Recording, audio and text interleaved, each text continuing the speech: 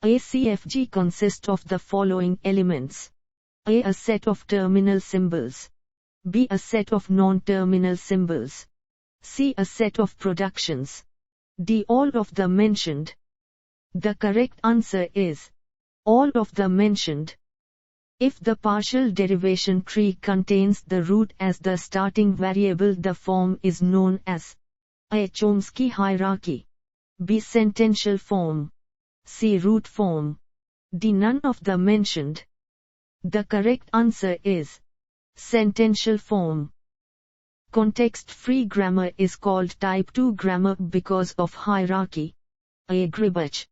B. Backus. C. Chomsky. D. None of the mentioned. The correct answer is Chomsky.